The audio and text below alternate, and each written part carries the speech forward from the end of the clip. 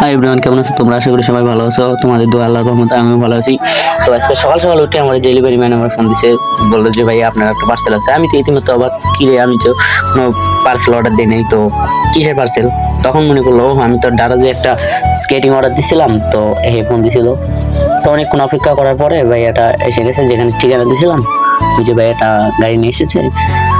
তারপর আমি যাইতেছি, আমি নিজেও জানি না আমি কি অর্ডার দিছিলাম। পরে অর্ডার যখন বললো যে ভাই আপনার পার্সেল আইছে, ঠিকানা যখন বললো তখন দেন আমি বুঝতে পারছি যে ও আমার পার্সেল যে অর্ডার দিছিলাম স্কেটিং, ভাইয়া আসছে, এই যে আমার পার্সেল, কাঙ্ক্ষিত পার্সেলটা।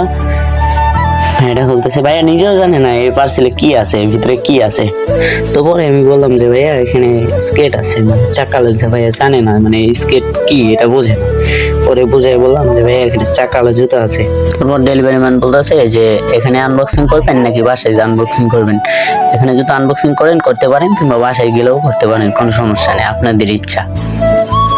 আমি ডেলিভারি ম্যান বললাম ভাইয়া আপনি আনবক্সিং করেন, কোনো সমস্যা নেই, এখানে আনবক্সিং করেন। তো ডেলিভারি ম্যান টাকাটা চাইতেছে, দেন আমি ওরা বললাম টাকাটা দে। পরে ডেলিভারি ম্যান টাকাটা নিল, তারপরে বললাম যে ভাই আপনি আনবক্সিং করেন, কোনো সমস্যা নেই। পরে ভাই যে আনবক্সিং করতেছে, আমি তো অনেক এক্সাইটেড। 2 দিন আগে অর্ডারটা দিয়েছিলাম, আজকে অর্ডারটা আইছে, অনেক এক্সাইটেড। এদিকে ভয় লাগতেছে যে কালার কোনটা আসে। কালার এটা ভয় করতে করতে যে ভয়টাই, যেটা ভয় করতেছিলাম ওইটাই হলো। আমি কালারটা অর্ডার দিয়েছিলাম অন্যটা, আইছে অন্যটা। অর্ডার দিয়েছিলাম ব্ল্যাক কালারটা, আইছে এইটা।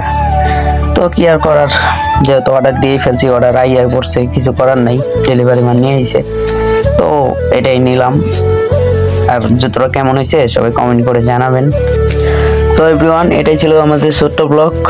তো সবাই ভালো থাকবেন, সুস্থ থাকবেন, আর আমার ইউটিউব চ্যানেলটা সাবস্ক্রাইব করে দেবেন। আরো সুন্দর সুন্দর ব্লগ আসতেছে। সবাই ভালো থাকবেন, সুস্থ থাকবেন, সবাইকে ধন্যবাদ।